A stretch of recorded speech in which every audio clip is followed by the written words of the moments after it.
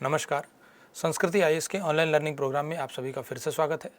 आशा करता हूँ आप सभी स्वस्थ होंगे।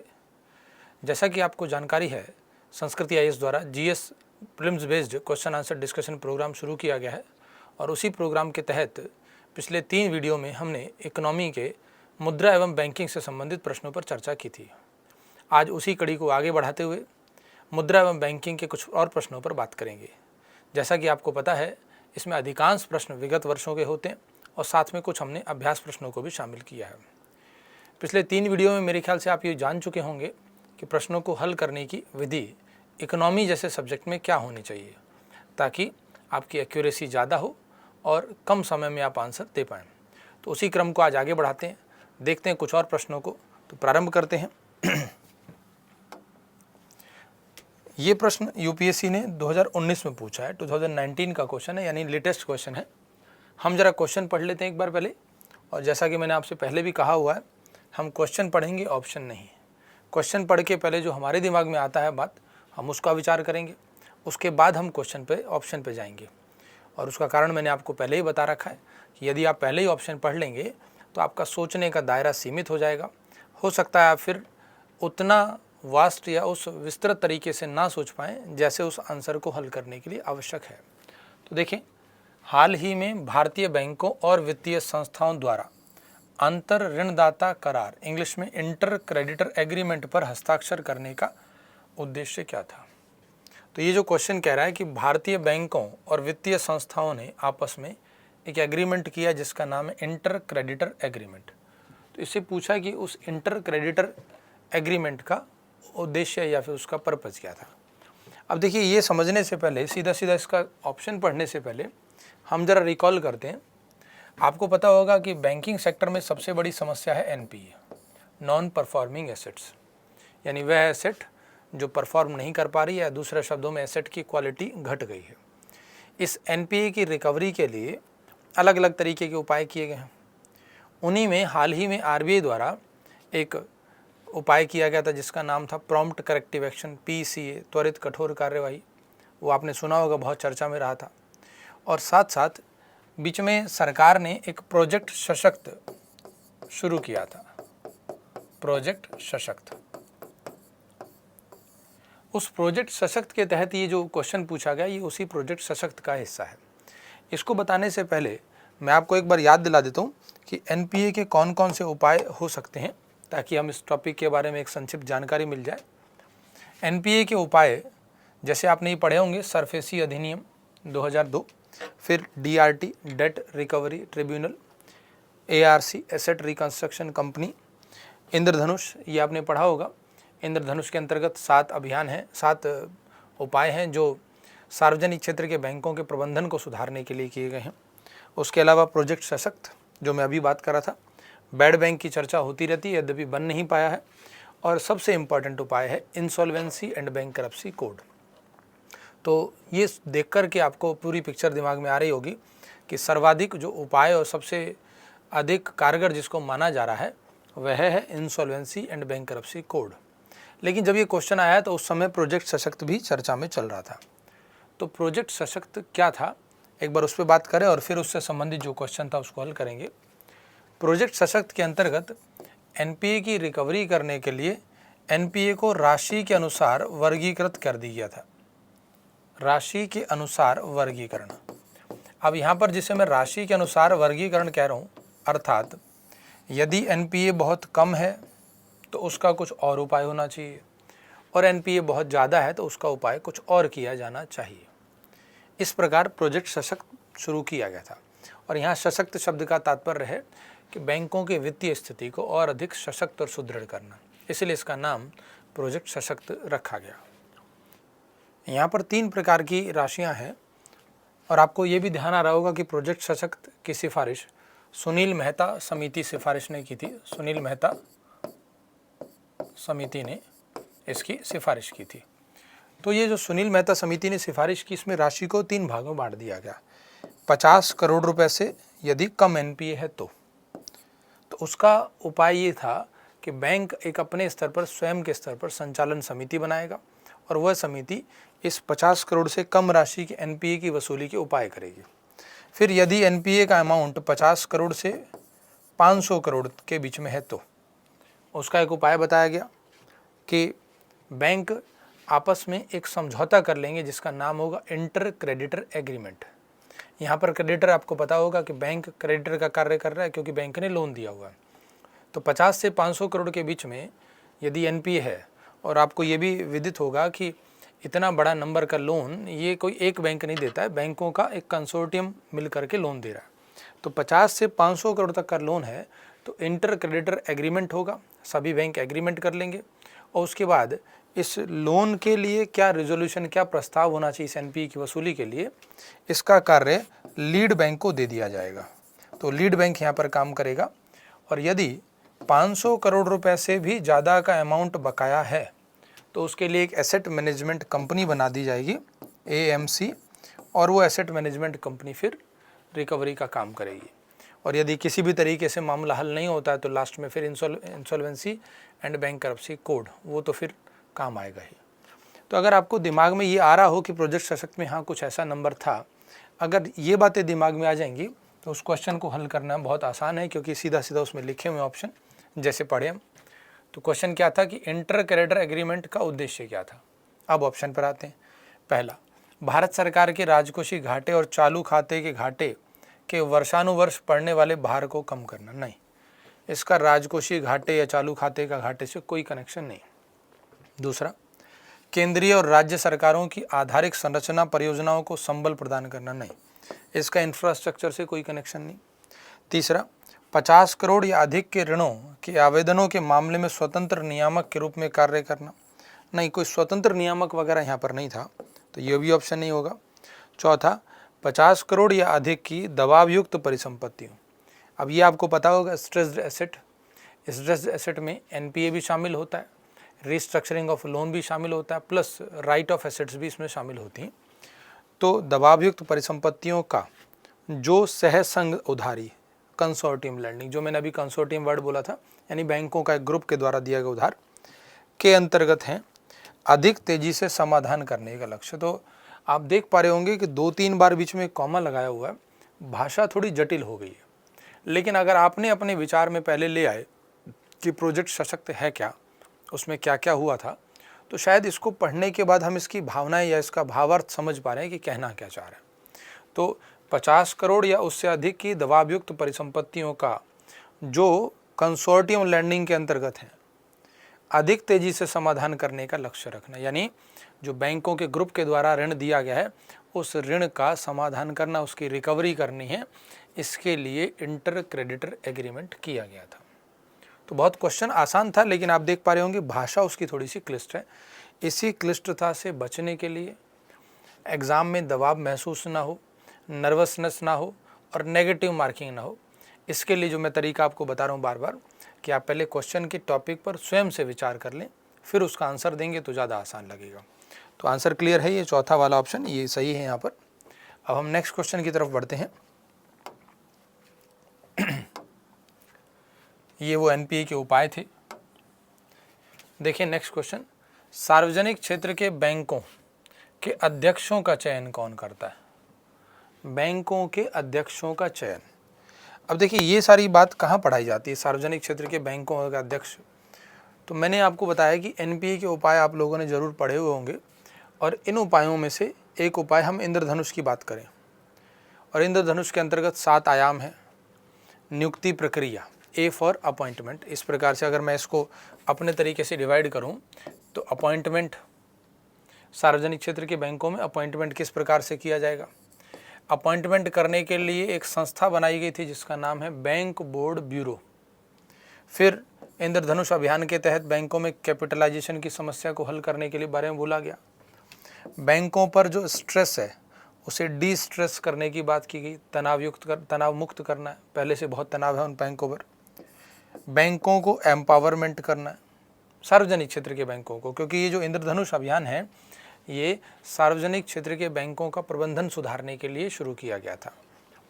नेक्स्ट, उस पूरे प्रोग्राम के लिए एक फ्रेमवर्क तैयार किया जाएगा, और लास्ट में पारदर्शिता को बढ़ाने के लिए गवर्नेंस यानी गुड गवर्नेंस को लागू किया जाएगा। तो इस प्रकार हम देखेंगे 7 आयाम थे इंद्रधनुष के, जैसे 7 रंग होते हैं। अब इसमें से जो ये नियुक्ति प्रक्रिया है, अपॉइंटमेंट, कि सार्वजनिक क्षेत्र के बैंकों में उन व्यक्तियों की नियुक्ति की जाए जिन्होंने प्रबंधन स्तर पर निजी क्षेत्र के बैंकों में काम किया और बहुत अच्छे लेवल के काम किया, उनका बहुत अनुभव अच्छा रहा है, उनकी नियुक्ति यदि हम सार्वजनिक क्षेत्र के बैंकों में कर देंगे तो निश्चित ही सार्वजनिक क्षेत्र का बैंक और बेहतर तरीके से काम कर पाएगा, प्रबंधन सुधर पाएगा।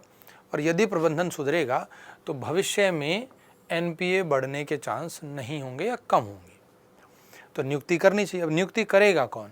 तो इसके लिए एक अलग से संस्था का यहाँ प्रावधान किया गया, नाम था bank board bureau. Bank board bureau एक ऐसी संस्था होगी जो उस पूरी नियुक्ति प्रक्रिया को इसकी देखरेख करेगी।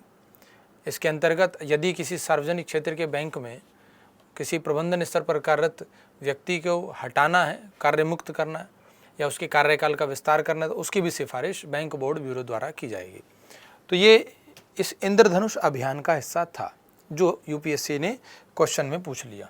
अब हम जरा देखें वापस से क्वेश्चन कि सार्वजनिक क्षेत्रक बैंकों के अध्यक्षों का चयन कौन करता है। तो यहाँ पर देखें 4 ऑप्शन दिए हुए हैं, बैंक बोर्ड ब्यूरो, भारतीय रिजर्व बैंक, नेक्स्ट केंद्रीय वित्त मंत्रालय और संबंधित बैंक का प्रबंधन। तो बैंक का प्रबंधन तो खुद करेगा ही नहीं ये सब काम।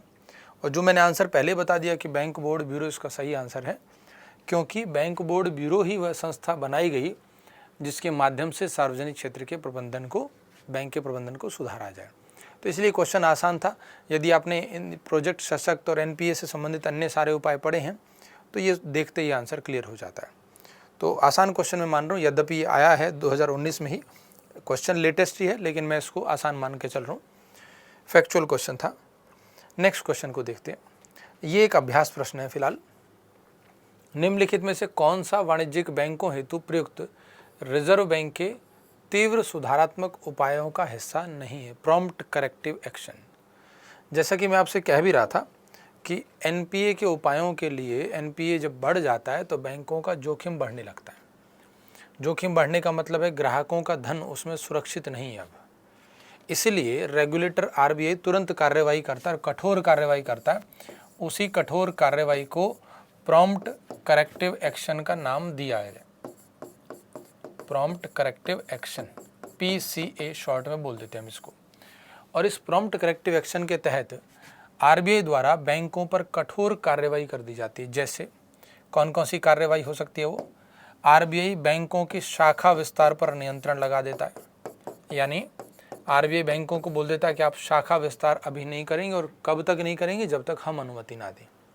ऐसा क्यों कह रहा है आरबीआई? वो इसलिए क्योंकि ऑलरेडी जब बैंक की बैलेंस शीट खराब है, एनपीए बहुत बढ़ चुका है, यदि शाखा विस्तार करेंगे तो वहाँ से भी फिर एनपीए बढ़ने के चांस हो सकते हैं।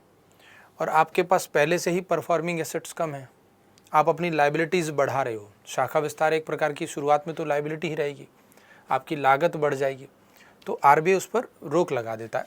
दूसरी चीज़, आरबीआई नए कर्मचारियों की भर्ती पर रोक लगा देगा, क्योंकि ये भी बैंकों के लिए एक प्रकार की लाइबिलिटी रहेगी। फिर थर्ड पॉइंट में आरबीआई बैंकों से कहता है कि आपको प्रोविजनिंग ज़्यादा करनी होगी। प्रोविजनिंग शब्द आपने सुना होगा एनपीए के संबंध में, तो प्रोविजनिंग की राशि को बढ़ा देगा। नेक्स्ट, आरबीआई बैंकों को बोलता है कि आप CAR या एक और नाम CRAR इसको बढ़ा दीजिए। ये हमने पिछले वीडियो में एक क्वेश्चन के दौरान इस पर चर्चा की थी।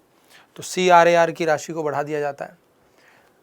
इस प्रकार हम देखेंगे कि बैंकों की साख सृजन क्षमता, उस पर भी आरबीआई नियंत्रण लगा देता है कि एक लिमिट से ज़्यादा बैंक साख सृजन नहीं कर पाएंगे, नियंत्रित कर दिया। तो दूसरे शब्दों में बोलूँ तो बैंक का ओवरऑल प्रबंधन, बैंक की बैलेंस शीट अब आरबीआई के कंट्रोल में चली जाती है। और ये सब आरबीआई क्यों कर रहा है? ताकि बैंकों में जोखिम को नियंत्रित किया जा सके, कहीं ऐसी कोई स्थिति ना आ जाए कि बैंक दिवालिया हो जाए। और पिछले आपने सुना होगा, पिछले 1-2 वर्षों में सार्वजनिक क्षेत्र के 11 बैंकों पर यह कार्रवाई की गई थी। यद्यपि सरकार ने उसको गलत बताया था, क्योंकि सरकार का कहना था कि इतनी कठोर कार्रवाई ठीक नहीं है, वो इकोनॉमिक ग्रोथ पर विपरीत प्रभाव डालेगी। परंतु आरबीआई का लक्ष्य इकोनॉमिक ग्रोथ से पहले लक्ष्य है वित्तीय व्यवस्था को मजबूत रखना, ग्राहकों के हितों की सुरक्षा करना। अब ये बातें अगर आपको दिमाग में आ जाएं कि प्रॉम्प्ट करेक्टिव एक्शन क्या है, अब आप उसे पढ़ेंगे इस क्वेश्चन को, तो आसान लगेगा क्वेश्चन। देखें कि प्रॉम्प्ट करेक्टिव एक्शन का हिस्सा नहीं है, ये बताना। तो जो कठोर कार्रवाई नहीं होगी वो हिस्सा नहीं होगा। जैसे पहला, भारित परिसंपत्तियों के अनुपात में पूंजी यानी CRAR इसको बढ़ाना, ये तो PCA का हिस्सा है। दूसरा, शुद्ध गैर निष्पादित परिसंपत्तियाँ, NPA से संबंधित ही था वो। तीसरा, परिसंपत्तियों पर प्राप्तियाँ, रिटर्न ऑन एसेट्स, इसको कम हो जाता है, ये भी RBI का ही कंट्रोल में चल रहा है।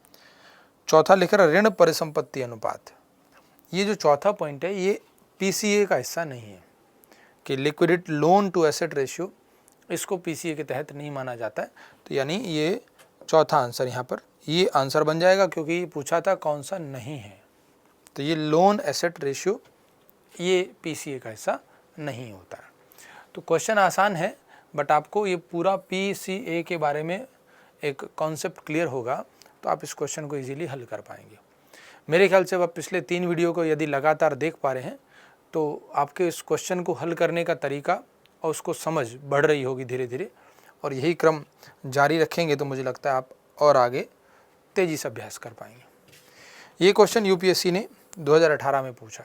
क्वेश्चन देखें, डिजिटल भुगतान के संदर्भ में निम्नलिखित कथनों पर विचार कीजिए। अब डिजिटल भुगतान है, अब हम आगे कथन नहीं पढ़ेंगे, पहले तो आप याद करें डिजिटल भुगतान, विमुद्रीकरण के बाद डिजिटल भुगतान का चलन बढ़ गया।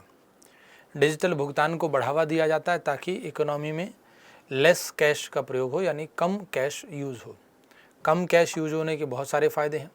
सबसे पहला फ़ायदा कि आप इकोनॉमी से ब्लैक मनी को कम कर सकते हो, जाली मुद्रा या फेक करेंसी को कम कर सकते हो, जो सबसे बड़े फ़ायदे हैं। उसके अलावा नोटों की छपाई का खर्च कम हो ही जाता है, और जो बैंकों में भी बैंक की ऑपरेशनल कॉस्ट है वो भी कम हो जाती है, क्योंकि बैंक में कोई ग्राहक मुद्रा निकालने या उसको जमा कराने में कम आएगा, वो डिजिटल ट्रांजैक्शन ज़्यादा करेगा, तो बैंकों की भी ऑपरेशनल कॉस्ट कम होने लगती है, वित्तीय समावेशन बढ़ेगा, यानी अर्थव्यवस्था के लिए तो फ़ायदे बहुत हैं। अब ये जो क्वेश्चन पूछा गया किस संदर्भ में है, तो हम देखें पहली लाइन को अगर पढ़ के देखें तो भीम ऐप के बारे में क्वेश्चन है। तो मेरा ये मानना है, इस क्वेश्चन को तो मैं बता ही दूंगा कि इसमें क्या आंसर होना चाहिए और कैसे आपको सोचना है, परंतु एक यहाँ पे मैं सलाह दूंगा आपसे कि भीम ऐप और UPI इन दोनों को आप ठीक से पढ़ लें। भीम ऐप अगर आपने डाउनलोड नहीं कर रखी है तो उसको देखें, गवर्नमेंट ने इस ऐप को बनाया इसीलिए है। तो भीम ऐप के अंतर्गत FAQs हैं, वहाँ पर फ्रीक्वेंटली आस्क्ड क्वेश्चन। उन क्वेश्चंस में से कुछ ऐसे बेसिक क्वेश्चन हैं जो कभी भी आपसे एग्ज़ाम में पूछे जा सकते हैं, वो एक बेसिक जानकारी है। अगर आप उनको पढ़ लेंगे तो डिजिटल पेमेंट से रिलेटेड, स्पेशली भीम ऐप से रिलेटेड आपको बहुत सारी बातें क्लियर हो जाएंगी। उसके लिए फिर कुछ और पढ़ने की आवश्यकता नहीं रहेगी। अब भीम ऐप में क्या दिया होता है, कैसे यूटिलाइज़ करते हैं भीम ऐप को, तो आप सभी को पता होगा कि भीम ऐप में आप भीम ऐप के द्वारा लेन देन कर सकते हैं, और जो लेन देन कर रहे हैं वहाँ पर आपका एक UPI पेमेंट इंटरफेस है। UPI जो पेमेंट इंटरफेस है, इसमें आपने अगर इसका अकाउंट बनाया हुआ हो तो आपका जो मोबाइल नंबर होगा वो मोबाइल नंबर और @UPI इस एड्रेस पर आप पेमेंट कर सकते हैं, और इसके लिए आप भीम ऐप का प्रयोग कर सकते हैं। UPI का यहाँ पे तात्पर्य अगर हम आसान शब्दों में समझें, जैसे NEFT होता है या फिर हम RTGS करते हैं, ऐसे ही हम UPI कर रहे हैं। भीम ऐप में आप किसी भी बैंक अकाउंट को लिंक कर सकते हैं और किसी भी बैंक अकाउंट पर मनी ट्रांसफ़र कर सकते हैं। उसमें आप QR कोड स्कैन करके भी ट्रांसफ़र कर सकते हैं। तो बहुत फ़ायदे हैं इस ऐप के, एक साथ आप कई सारे काम कर पा रहे हैं। और आज के समय में तो आप विभिन्न प्रकार के बिलों का भुगतान करना है या फिर टिकट बुक करानी है, वो सब भी भीम ऐप की सहायता से हो पा रहा है। अब जो क्वेश्चन यहाँ पूछा गया है, हम उस क्वेश्चन की भाषा को देखेंगे, क्योंकि भीम ऐप तो बहुत बड़ी है, तो इस पर जितना मर्जी आप विचार कर लीजिए, कम पड़ेगा। पहला है कि भीम ऐप उपयोग करने वाले के लिए यह ऐप UPI सक्षम बैंक खाते से किसी को धन का हस्तांतरण करना संभव बनाता है। बिल्कुल ठीक है, मैंने जो अभी कहा कि आपका बैंक अकाउंट UPI से लिंक होगा और फिर उसके माध्यम से भीम ऐप का प्रयोग करके आप ट्रांसफ़र कर सकते हैं। दूसरा पॉइंट लिखा है, जहां एक चिप पिन डेबिट कार्ड में प्रमाणीकरण के 4 घटक होते हैं। 4 घटक समझ गए आप मेरी बात? आपका 4 नंबर्स का एक पिन बना होता है, ऐसे ही भीम ऐप में प्रमाणीकरण के लिए सिर्फ 2 घटक है नहीं, यहाँ भी 4 डिजिट का एक आपका पिन रखा गया है। उसी के बाद आप ट्रांजैक्शन कर पाएंगे। जैसे आप एटीएम में भी ट्रांजैक्शन करते हैं तो 4 डिजिट का एक नंबर आपने सिक्योर पिन बना रखा होगा, ऐसे ही यहाँ पर भी है। तो ये यहाँ पे लिखा था 2 घटक का, जबकि रियल में 4 घटक का है, तो दूसरा स्टेटमेंट गलत हो जाता है। दूसरा स्टेटमेंट गलत है तो केवल एक सही है। इस भीम ऐप पर आप डिटेल से जानकारी प्राप्त करें, और उसके लिए सबसे अच्छा व्यवहारिक तरीका है कि भीम ऐप को डाउनलोड करके उसकी FAQs को पढ़ सकते हैं। और अगर आप ऐप डाउनलोड नहीं करना चाहते हैं तो आप वेबसाइट के थ्रू भी उसे पढ़ सकते हैं। भीम ऐप के FAQs वहाँ भी मिल जाएंगे, क्योंकि भविष्य में भी इस पर क्वेश्चन आएगा। डिजिटल पेमेंट चलन बढ़ रहा है। आगे बात करते हैं हम। एक और क्वेश्चन है, ये भी UPI से रिलेटेड है, और ये UPSC ने 2017 में पूछा है।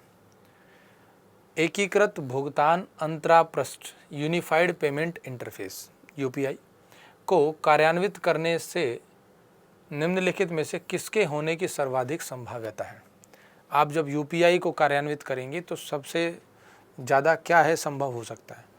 तो देखिए, अभी मैंने बात भी करी थी कि UPI का नाम सुनते ही तो समझ में आता है कि हम पेमेंट कर सकते हैं ऑनलाइन, है ना। अगर हमें कहीं बाज़ार से कुछ खरीदना है तो हम शॉपिंग कर सकते हैं, UPI के थ्रू पेमेंट कर सकते हैं, अगर हमारा बैंक अकाउंट लिंक हो तो ये प्रथम दृष्टया दिमाग में यही बात आती है।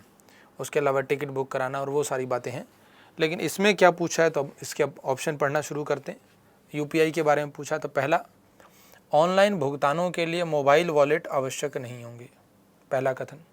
4 है, 4 में से कोई एक सही होगा। आपने देखा हो, अगर वैसे तो आपको पहला स्टेटमेंट पढ़ते ही समझ में आ जाता है। क्वेश्चन पूछा है कि UPI को कार्यान्वित करने से निम्नलिखित में से किसके होने की सर्वाधिक संभाव्यता है। अगर आपका UPI आपकी ID बनी हुई है तो उसके लिए फिर आपके पास कोई मोबाइल वॉलेट की आवश्यकता नहीं होगी, ये सही बात है, क्योंकि भीम ऐप भी कोई मोबाइल वॉलेट नहीं है। जैसे पेटीएम के मोबाइल वॉलेट है, या फिर और भी मोबाइल वॉलेट बहुत सारी कंपनियों के आ गए हैं। तो ये UPI की ID बनने के बाद वो मोबाइल वॉलेट का काम नहीं कर रही है। ऑनलाइन भुगतानों के लिए मोबाइल वॉलेट आवश्यक नहीं है, क्योंकि वो तो डायरेक्ट आपके बैंक अकाउंट से लिंक है। तो ये पहला कथन ठीक है, बट हम बाकी तीनों भी देख लेते हैं। लगभग 2 दशकों में पूरी तरह भौतिक मुद्रा का स्थान डिजिटल मुद्रा ले लेगी।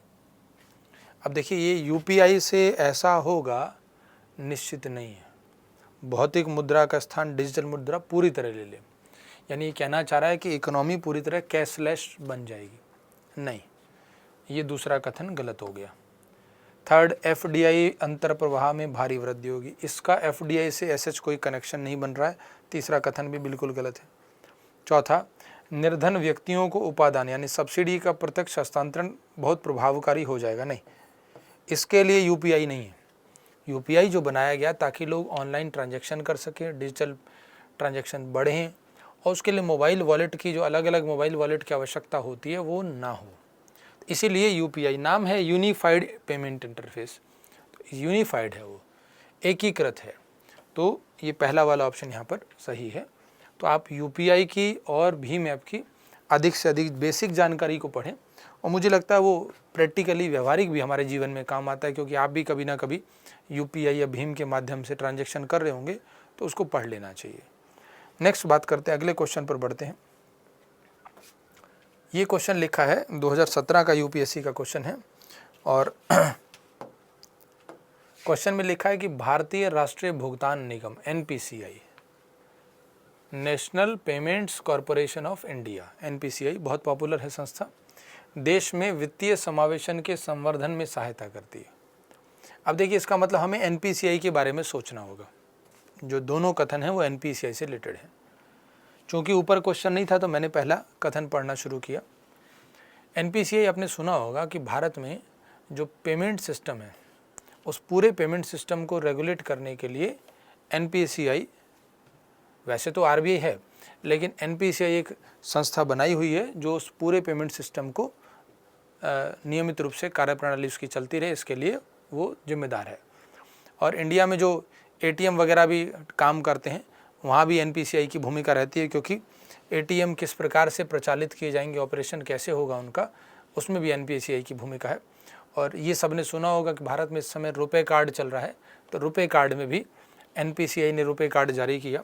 देखिए दूसरा कथन, पहला कथन तो है कि एनपीसीआई देश में वित्तीय समावेशन के संवर्धन में सहायता प्रदान करता है। ठीक है, संवर्धन बढ़ेगा, वित्तीय समावेशन होगा। दूसरा, एनपीसीआई ने एक कार्ड भुगतान स्कीम रुपे प्रारंभ किया, यानी रुपे कार्ड प्रारंभ किया। तो ये दूसरा कथन भी सही है। इजी क्वेश्चन है ये भी, तो कोई केवल एक और दो तीसरा ऑप्शन जो लिखा है, तो यानी दोनों स्टेटमेंट यहाँ पर सही है। देखिए, एनपीसीआई संस्था द्वारा वित्तीय समावेशन के लिए बहुत सारे प्रयास किए जाते हैं, और सबसे बड़ा प्रयास तो मैं मानता हूँ एटीएम्स, कि एटीएम का ऑपरेशनल स्मूथ हो, उसमें एनपीसीआई जो भूमिका निभाता है वो सबसे इम्पॉर्टेंट है।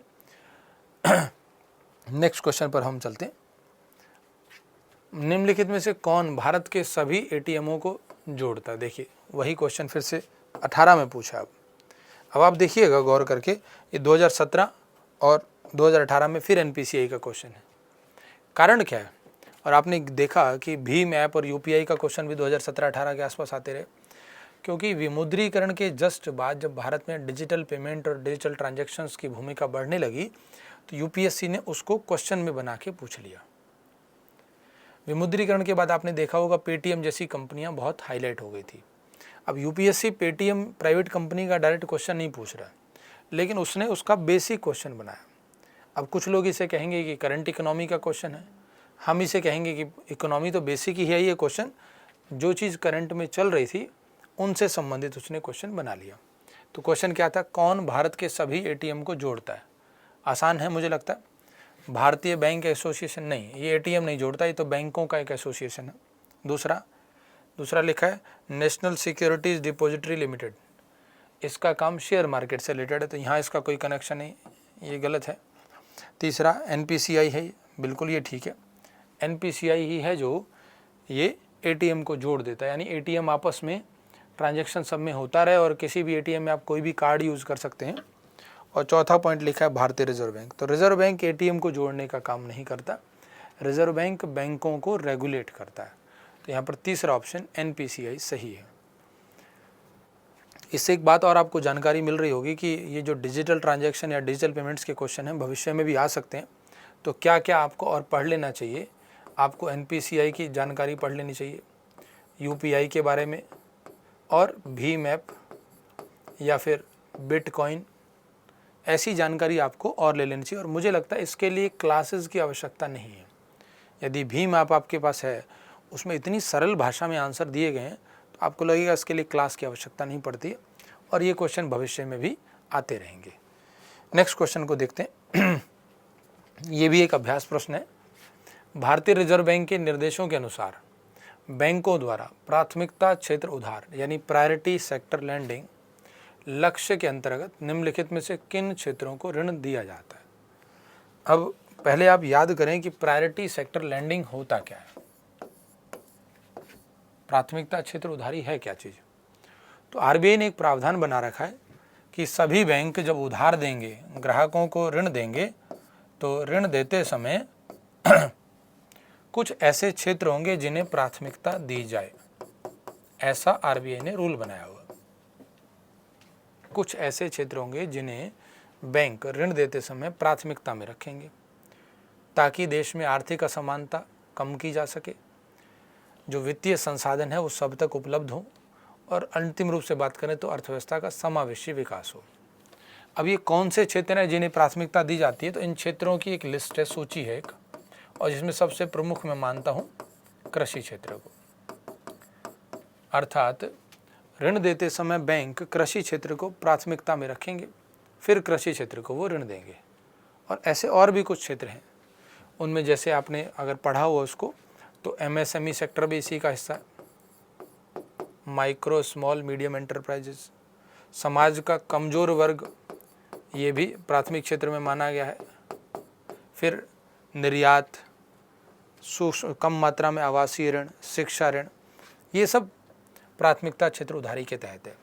और बैंकों को अपने कुल ऋण का न्यूनतम 40% हिस्सा प्राथमिकता क्षेत्र को देना अनिवार्य होता है, और जिसमें से 18% केवल एग्रीकल्चर का है। फिर दोबारा से बात करें कि इसका उद्देश्य क्या है, कि इसका उद्देश्य है इन क्षेत्रों को भी बाज़ार में साख सुविधाएं संगठित बाज़ार से मिल पाएँ। कृषि क्षेत्र या अन्य जो इसमें लोग शामिल हैं ये असंगठित बाजार पर निर्भर ना हों, क्योंकि असंगठित बाजार में ऋण पर ली जाने वाली ब्याज की दर बहुत अधिक होती है। तो इस उद्देश्य से आरबीआई ने ये प्रावधान बनाया हुआ है। अब अगर हमारे दिमाग में ये पिक्चर क्लियर हो तो हम उस क्वेश्चन को बहुत आसानी से हल कर सकते हैं। तो क्या पूछा था, किन क्षेत्रों को ऋण दिया जाता है, क्षेत्रों के नाम पूछे। पहला आवास, ठीक है, कम मात्रा में होता है लेकिन शामिल है। निर्यात, ये भी ठीक है। नवीकरणीय ऊर्जा, रिन्यूएबल एनर्जी, बिल्कुल। सामाजिक बुनियादी ढांचा, ये भी शामिल है। एनबीएफसी, अब देखिए एनबीएफसी इस क्षेत्र में शामिल नहीं है, यद्यपि बैंक ऋण देते हैं, लेकिन एनबीएफसी को हम प्रायोरिटी सेक्टर लैंडिंग में शामिल नहीं करते हैं, उस लिस्ट का भाग ये एनबीएफसी नहीं है। तो 1 2 3 4, ये 4 इसके आंसर हो गए। तो मुझे लगता है क्वेश्चन आसान था। अब मैं सबको आसान बोल रहा हूँ, आप कहेंगे सर आपके लिए तो सब आसान है, रियल में वो क्वेश्चन आसान है। जो क्वेश्चन क्लिष्ट होते हैं हम खुद ही मान लेते हैं कि हाँ ये क्वेश्चन की भाषा थोड़ी सी क्लिष्ट थी, हल करने में दिक्कत आती, लेकिन ये तथ्यात्मक या फैक्चुअल क्वेश्चन है। नेक्स्ट क्वेश्चन पे बात करें।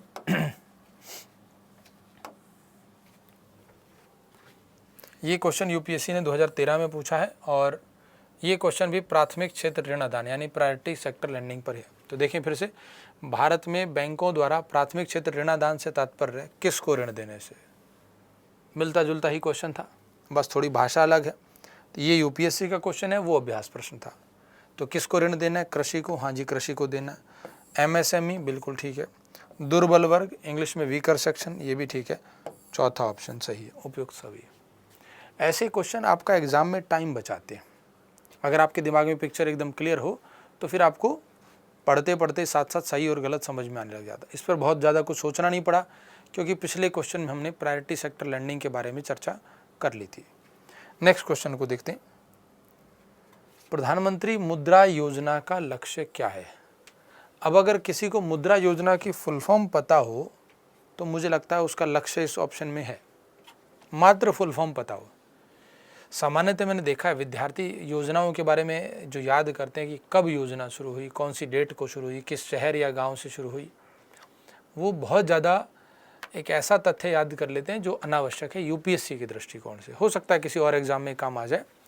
तो मुद्रा योजना अगर आप यूपीएससी के हिसाब से पढ़ें तो आप किसी भी योजना के बारे में पढ़ें कि योजना क्या है, योजना क्यों आवश्यक है, शुरू की गई है, या दूसरे शब्दों में उस योजना के उद्देश्य क्या है, और वर्तमान स्थिति उस योजना के बारे में क्या चल रही है, क्या कोई कमी है वर्तमान में, उस योजना में कितना उससे लाभ हुआ, और अगर आपको लगता है उसमें कुछ आलोचना है तो उस आलोचना को पढ़ लो। फिर चाहे ये योजना मेंस में आए या प्रीलिम्स में, आपका क्वेश्चन गलत नहीं होगा। और योजना को कौन संचालित कर रहा है, वो जो आप क्या है पढ़ेंगे तो उसी में आ जाता है कि कौन सा मंत्रालय या कौन सा विभाग उस योजना को संचालित कर रहा है। प्रीलिम्स का और मेंस का सारा टॉपिक यहाँ पे उस योजना से संबंधित खत्म हो जाता है। तो एक ओवरऑल आपको अगर इतनी जानकारी होगी तो इसको समझ करके आप उस क्वेश्चन को हल कर पाएंगे। अब फिलहाल देखिए आप, मुद्रा योजना micro units development and refinancing agency. Micro units सूक्ष्म उद्योगों के विकास के लिए एवं उनको पुनर्वित्त की सुविधा प्रदान करने के लिए एक एजेंसी बनाई गई जिसका नाम मुद्रा बैंक रख दिया गया। और सूक्ष्म उद्योगों को ऋण देना है, ऋण तो देंगे बैंक, तो मुद्रा बैंक वाणिज्यिक बैंकों को ऋण देगा, रीफाइनेंसिंग एजेंसी है। बैंक एक फाइनेंशियल एजेंसी है, बैंक माइक्रो यूनिट्स को ऋण प्रदान करेगा, लेकिन बैंकों को ऋण कौन दे देगा, मुद्रा बैंक यानी मुद्रा संस्था, और उसके माध्यम से वो माइक्रो यूनिट्स तक पहुंच जाएगा और इनका डेवलपमेंट हो सकता है। और आपको पता होगा इसमें 3 कैटेगरी बनाई गई हैं, शिशु, किशोर और तरुण, 3 इसमें लोन की कैटेगरी बना दी गई हैं। तो उसका पर्पज़ है कि माइक्रो यूनिट्स को आसानी से संगठित बाजार से तरलता उपलब्ध हो सके और वो लगातार अपने कार्यों को संचालित कर सके। अब उस क्वेश्चन को पढ़ें तो लगेगा इतना जानते ही हम क्वेश्चन सॉल्व कर सकते हैं, और ये यूपीएससी ने पूछा है 2016 में। आपको ये भी पता चलेगा कि क्वेश्चन मुश्किल आते हैं या हमें मुश्किल लगते हैं। पहला ऑप्शन, लघु उद्यमियों को औपचारिक वित्तीय प्रणाली में लाना। पहला पढ़ते ठीक लग रहा है, औपचारिक वित्तीय प्रणाली, इंग्लिश में फॉर्मल फाइनेंशियल सिस्टम या ऑर्गेनाइज्ड मार्केट, ठीक है पहला कथन। दूसरा, निर्धन कृषकों को विशेष फसलों की बिक्री के लिए कृषि के लिए ऋण उपलब्ध कराना। ये केवल कृषि से रिलेटेड तो नहीं था, नाम से पता चल रहा है, मुद्रा माइक्रो यूनिट्स। दूसरा, तीसरा, वृद्ध एवं निसहाय लोगों के लिए, नहीं गलत है। चौथा, कौशल विकास एवं रोजगार सृजन में लगे स्वयंसेवी संगठन। मतलब मुझे केवल अगर इसकी फुल फॉर्म भी आती थी उससे ही आंसर निकल गया, और ये यूपीएससी का क्वेश्चन है 2016 का, बहुत पुराना नहीं है। तो मैं बार बार यही कहूँगा आपसे, क्वेश्चन मुश्किल नहीं होते, हमें मुश्किल इसलिए लगते हैं कि हम उसको मुद्रा पढ़ा और ऑप्शन पढ़ना शुरू कर देते हैं। अगर हमने मुद्रा के बारे में 30-40 सेकंड सोचा कि ये फुल फॉर्म है, 3 प्रकार की कैटेगरी होती है, 50,000 तक लोन, 5 लाख तक, 10 लाख तक, सरकार का पर्पज़ है कि माइक्रो यूनिट्स को डेवलपमेंट करे, रीफाइनेंसिंग एजेंसी है, अगर हम इतना भी दिमाग में आ जाता है तो ऑप्शन पढ़ते ही हम सही और गलत का जवाब दे पाएंगे। नेक्स्ट देखते हैं आंसर। नेक्स्ट क्वेश्चन क्या है ये क्वेश्चन मर्चेंट डिस्काउंट रेट पर है। कभी कभी समाचारों में आने वाला पद मर्चेंट डिस्काउंट रेट को निम्नलिखित में से कौन सा या सबसे सही स्पष्ट करता है। अब मर्चेंट डिस्काउंट रेट के बारे में मुझे लगता है आप लोगों ने ज़रूर सुना होगा, बीच में बहुत पॉपुलर रहा merchant discount rate. Merchant discount rate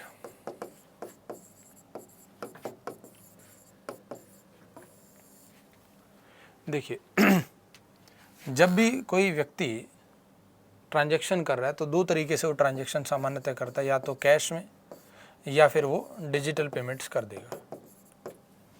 और डिजिटल पेमेंट में भी आजकल पहले से ही हालांकि वो चल रहा है कि आप प्लास्टिक मनी का प्रयोग भी कर सकते हो, यानी डेबिट कार्ड और क्रेडिट कार्ड। ठीक, डिमोनेटाइजेशन के बाद प्लास्टिक मनी का और डिजिटल ट्रांजैक्शन बढ़ गई थी। जब हम प्लास्टिक मनी का प्रयोग करते हैं तो हमें पॉइंट ऑफ सेल मशीन में कार्ड को स्वाइप करना होता है और कार्ड स्वाइप करके फिर हम पेमेंट कर सकते हैं। इस प्लास्टिक मनी का प्रयोग करने में 2-3 संस्थाएं यहाँ पर बीच में आ रही हैं। एक, वह व्यापारी जिसको आप भुगतान कर रहे हो। जब आप ऑनलाइन शॉपिंग कर रहे हैं, मतलब बाज़ार में जाके पीओएस पर शॉपिंग कर रहे हैं, तो आप किसी व्यापारी को भुगतान कर रहे हैं। आपने कहा कि मैं कार्ड से पेमेंट करूंगा। दूसरा, यहाँ पर बैंक इन्वॉल्व है, वह बैंक जिस बैंक में आपका अकाउंट है, जिस बैंक के द्वारा दिया गया कार्ड आप यूज़ करेंगे। तीसरा, पेमेंट गेटवे, और चौथा ये पीओएस मशीन का सर्विस प्रोवाइडर। अर्थात इन संस्थाओं के इन्वॉल्वमेंट, ये संस्थाएं कहती हैं कि आप तो प्लास्टिक मनी के द्वारा पेमेंट कर दोगे, लेकिन बैंक कहता है हमें क्या मिला। पेमेंट गेटवे वो कह रहे हैं हमें भी कुछ इसका शुल्क या चार्ज चाहिए। तो इसमें होता क्या था कि जब कोई व्यक्ति कार्ड का प्रयोग करके, डेबिट कार्ड का प्रयोग करके ट्रांजैक्शन करेगा, तो उस ट्रांजैक्शन से, जैसे मान लीजिए 100 रुपये का ट्रांजैक्शन किया, तो उस पर एक निश्चित परसेंटेज मात्रा में शुल्क ले लिया जाएगा, और वो शुल्क व्यापारी अदा करेगा बैंक को। मान लेते हैं हम एग्जांपल, वैसे तो 2% था, अभी बीच में हटा भी दिया गया, कुछ करेक्शन किया इसमें कि 2% आपसे मर्चेंट डिस्काउंट लिया जाएगा। अगर आप 100 रुपये की सेल कर रहे हैं, बिक्री कर रहे हैं, व्यापारी से लिया जा रहा है, ध्यान दें, व्यापारी अगर 100 रुपये की बिक्री कर रहा है तो उसका 2% हिस्सा वो बैंक को अदा करेगा मर्चेंट डिस्काउंट रेट के नाम से, और बाद में वो बैंक और पेमेंट गेटवे और सर्विस प्रोवाइडर उनमें विभाजित हो जाएगा आपस में। तो इससे नुकसान किसका है? व्यापारी का। इसलिए आपने देखा होगा व्यापारी क्या करता है, वो पूरा बोझ ग्राहक पर डालने का प्रयास करता है, और व्यापारी ग्राहक से बोलता है यदि आप ऑनलाइन ट्रांजैक्शन करेंगे, कार्ड का प्रयोग करके करेंगे ट्रांजैक्शन, तो हम आपसे 2% एक्स्ट्रा लेंगे। तो इस सब का परिणाम क्या निकलेगा कि देश में जो हम लेस कैश लागू करना चाह रहे हैं, या फिर दूसरे शब्दों में बोलें कि हम डिजिटल पेमेंट्स को, प्लास्टिक मनी के प्रयोग को बढ़ावा देना चाह रहे हैं, वो नहीं हो पाएगा। तो बाद में फिर सरकार ने इसमें समय समय पर संशोधन किया है, एक लिमिट तक ट्रांजैक्शन पर इसको हटा दिया गया, क्योंकि मर्चेंट डिस्काउंट रेट इसकी बहुत आलोचना होने लगी थी, और व्यापारी स्पेशली इसकी आलोचना कर रहे थे कि हमसे लिया जा रहा है, हम क्यों पे करें, हम तो कैश एक्सेप्ट कर लेंगे। तो उसी पर ये क्वेश्चन बना हुआ था। देखें क्वेश्चन को, मर्चेंट डिस्काउंट रेट को निम्नलिखित में से कौन सा सबसे सही स्पष्ट करता है? ऑप्शन, यह किसी बैंक द्वारा किसी व्यापारी को उस बैंक के डेबिट कार्ड के माध्यम से भुगतान स्वीकार करने के लिए दिया जाने वाला प्रोत्साहन है। बैंक द्वारा प्रोत्साहन नहीं, गलत है। जो मैं आपसे बार बार कहता हूं कि भाषा क्लिष्ट होती है, ऑप्शन बहुत बड़े बड़े होते हैं, यहाँ पर देख के समझ आ सकता है। 2018 का क्वेश्चन है ये। दूसरा पढ़ें, यह बैंकों द्वारा अपने ग्राहकों को वस्तुओं और सेवाओं के क्रय हेतु वित्तीय लेन देनों के लिए डेबिट कार्ड का प्रयोग करने पर वापस दी जाने वाली राशि है। रिफंड मिलता है आपको इसका? गलत है, नहीं। तीसरा, यह बैंक द्वारा किसी व्यापारी पर अपने ग्राहकों के डेबिट कार्ड से भुगतान लेने पर लगाया जाने वाला शुल्क है। ये ठीक है, बैंक द्वारा लगाया जाने वाला शुल्क किस पर? व्यापारी पर। आप देख पा रहे हैं ऑप्शन कितने बड़े बड़े लिखे हुए हैं। क्वेश्चन मुश्किल नहीं है, मैं हमेशा यही कहूँगा आपसे। उसकी भाषा इस तरह से बनाई हुई है कि आपको इसको पढ़ने में ही समय लग जाए, और चारों पढ़ने के बाद गारंटी है दूसरी बार ज़रूर पढ़ना पड़ेगा, यदि आपने उस टॉपिक के बारे में पहले विचार नहीं किया तो। और पहले सोच लिया तो आपको एकदम क्लियर होगा, पढ़ा गलत है और सही बोलते जाएंगे। और चौथा भी चेक कर लीजिए चाहे तो, यह सरकार द्वारा व्यापारियों को अपने ग्राहकों से POS पॉइंट ऑफ सेल मशीनों और डेबिट कार्ड के माध्यम से डिजिटल भुगतान को बढ़ावा देने के लिए दिया जाने वाला प्रोत्साहन। प्रोत्साहन तो ये बिल्कुल नहीं है। दूसरे इसमें भी प्रोत्साहन लिखा था, यहाँ भी एक प्रकार प्रोत्साहन लिखा था, दोनों गलत। कोई रिफंड नहीं मिलता ग्राहक को इसका। तो तीसरा ऑप्शन, व्यापारी से लिया जाने वाला शुल्क है। कौन ले रहा है? ये बैंक शुल्क ले रहा है, अर्थात इसका ये तीसरा ऑप्शन सही था। और ये उस समय बहुत चर्चा में रहा था तो इसलिए एग्ज़ाम में इसको UPSC ने पूछ लिया। तो मेरे ख्याल से आपको ये क्वेश्चन हल करने का तरीका समझ आ रहा होगा। हमने अब तक मुद्रा एवं बैंकिंग से संबंधित 4 लेक्चर में विगत वर्ष के प्रश्नों पर और कुछ अभ्यास प्रश्नों पर चर्चा की। मेरे ख्याल से मेरा ये क्वेश्चन को हल करने का तरीका आपको ठीक लगा होगा। बाकी यदि आपको भी इससे कोई बेहतर तरीका आता है तो आप उसको भी अपनाएं। हम यही नहीं कहते कि यही एक यूनिक तरीका है, लेकिन हाँ इतना ज़रूर है, पहले से बेहतर रिजल्ट आप इसके माध्यम से ले पाएंगे, बशर्ते आप लगातार अभ्यास करते रहें। तो हमने मुद्रा एवं बैंकिंग पर लगभग 50 क्वेश्चन हल कर लिए हैं। आशा करता हूँ आपको ये क्वेश्चन हल करने की विधि पसंद आई होगी। आप इस पर लगातार अभ्यास करते रहें। आगे जो टॉपिक हैं इकोनॉमी से संबंधित, उन पर भी हम विगत वर्ष के प्रश्नों और अभ्यास प्रश्नों पर चर्चा करेंगे, लेकिन इसके लिए आपको संस्कृति IAS की एप्लीकेशन डाउनलोड करनी पड़ेगी। उसके सभी वीडियोज़ वहाँ पे उपलब्ध रहेंगे, वहाँ से आप उनको देख करके और अपनी अभ्यास को कंटिन्यू रख सकते हैं।